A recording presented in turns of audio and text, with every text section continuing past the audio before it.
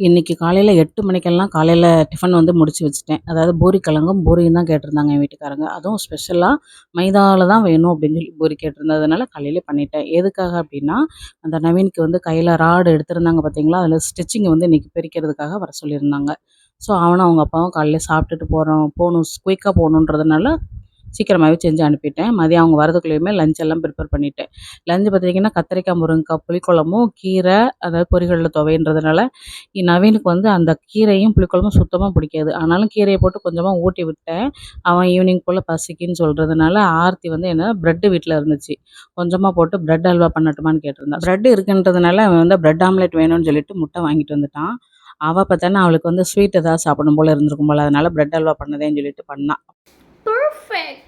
உண்மைக்குமே டேஸ்ட் பார்த்தீங்கன்னா, ரொம்ப பெர்ஃபெக்ட்டா தான் இருந்துச்சு. அப்புறமா அவ வந்து பிரெட் அல்வா எல்லாரும் சாப்பிட்டா. சைடுல நானுமே டீ போட்டாச்சு. எல்லாருமே குடிச்சாச்சு. வீடியோ பிடிச்சிருந்தா லைக் பண்ணுங்க.